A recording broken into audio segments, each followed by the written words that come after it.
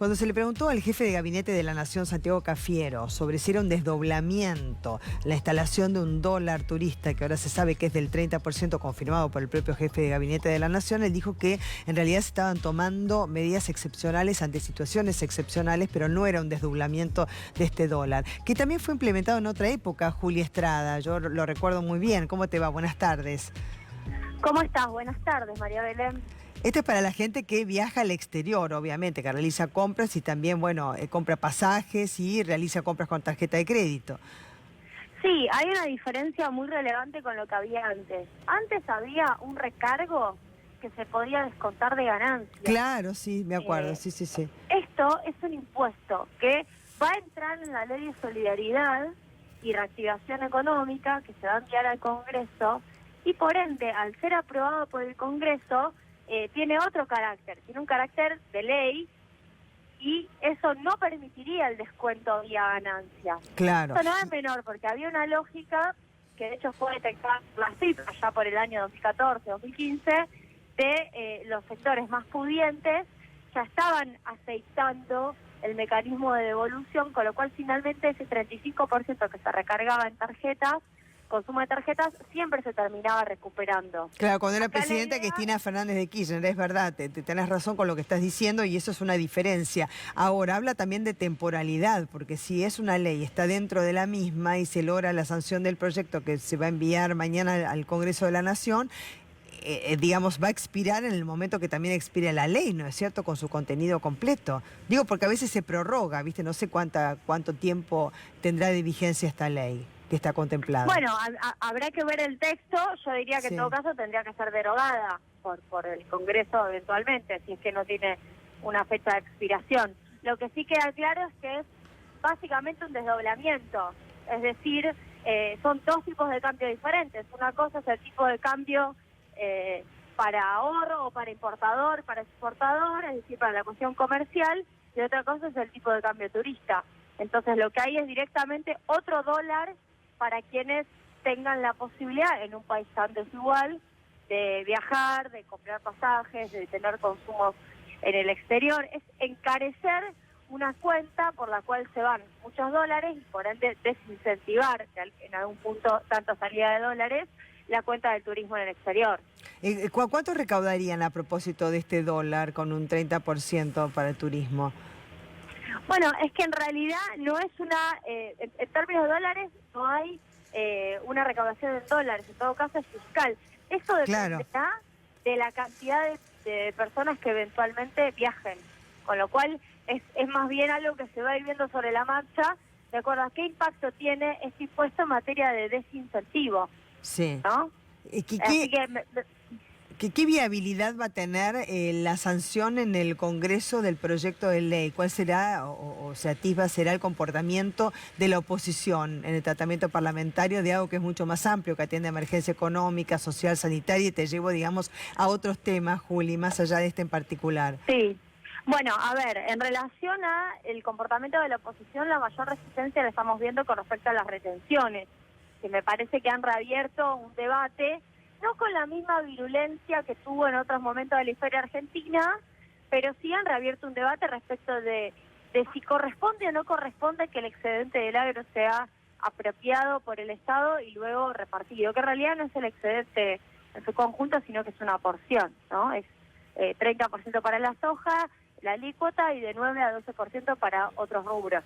Claro. Pero ahí están minería, carnes, bueno, otros cereales y oleaginosas. Entonces es un debate bien profundo que hace a cómo se genera la riqueza en la sociedad, cuáles son las principales fuentes de generación de la riqueza, y considerando que el campo, el agro, se considera un bien común, estoy ya refiriéndome a teorías económicas, ese bien común corresponde que tenga algún porcentaje de aporte hacia el Estado, el fisco nacional, y que ese fisco pueda decidir en una redistribución de ese ingreso, de ese excedente, a favor del conjunto de la sociedad. Sí. Finalmente esa es la discusión. Claro, y Julia, aprovecho, digamos que te tengo en comunicación telefónica para preguntarte sobre la expansión monetaria, ¿no es cierto? Va a haber emisión monetaria, obviamente, se tiene que pagar deuda, tiene también millones de dólares el año que viene. ¿Cómo se va a evitar que esta expansión monetaria, más allá de querer ponerla en el bolsillo de la gente, sobre todo en la población más vulnerable y alentar el consumo, no vaya a parar, digamos, una creciente inflación? O también a las divisas, ¿no es cierto?, con un tipo de cambio que por ahora parece ser razonable a los propósitos de las pretensiones del gobierno. Bueno, ahí tenés un punto relevante, porque Martín Guzmán en verdad dio una declaración que cayó bien a algunos sectores de la ortodoxia. De hecho, gran parte de lo que dijo no gustó, excepto la parte en cuando dijo que no quería una emisión monetaria descontrolada. Sí. Es decir, entendía que la emisión podía darse porque finalmente la política monetaria no es la única manera de frenar la inflación, es decir, está descartando que la emisión genere inflación como único determinante, pero tampoco está de acuerdo con una emisión descontrolada para financiar el déficit. Y en eso todos estamos de acuerdo, ¿no? Claro, desde ya. Con lo cual, a mí me parece que eso que vos preguntás de hasta qué punto se contempla que la emisión puede recalentar la economía, yo creo que Guzmán lo tiene presente y por eso es que se están llevando adelante todas estas medidas adicionales, porque finalmente, ¿de dónde va a salir el dinero adicional para hacer las políticas que Alberto prometió en campaña? Yo también me pregunto eso, sí. Una parte saldrá de estos nuevos impuestos, digo, se está hablando de bienes personales, se está hablando de dólar turista, se está hablando de retenciones, y otra parte saldrá de la postergación del pago de intereses, que como bien sale hoy en varios diarios publicados, y particularmente quiero citar a Horacio Gordigi, en realidad es por 4 años el planteo de postergación de intereses de deuda externa, que son el 21% del presupuesto nacional. Claro. Es decir, ahí lo que hay es un ahorro vía no pago de intereses, que obviamente eso después se actualiza, hay que pagarlos más adelante, y la discusión es cómo se actualiza, si es por interés simple, si es por interés compuesto. Sí, y otra cosa, Juli, que no quieran también la capitalización de esos intereses, ¿no es cierto? Porque bueno, al decirles que no pagamos los intereses, nosotros que tenemos que pagar intereses sobre la deuda, tanto los privados como el Fondo Monetario Internacional y otros organismos con los cuales estamos comprometidos a pagar la deuda, que además Alberto Fernández dijo se va a pagar, pero el tema es el cómo, ¿no es cierto?, el plazo, cómo vamos a negociar con los privados primero y con el Fondo Monetario Internacional. Y fijarnos también, porque tenemos que pagar el capital, si se capitalizan los intereses ya nos cambian también por el cupón atado, ¿no es cierto?, a muchos bonos. Sí. Con lo cual yo lo que creo es que Guzmán ha sido claro. En todo caso hay que ver si eso tiene éxito. Pero él lo que planteó es, no queremos hacer ajustes, pero tampoco queremos que el déficit fiscal crezca. Con lo cual, para hacer las medidas de ingreso en la sociedad, es decir, de aumento de algunos ingresos, lo que necesitamos es aumentar la recaudación.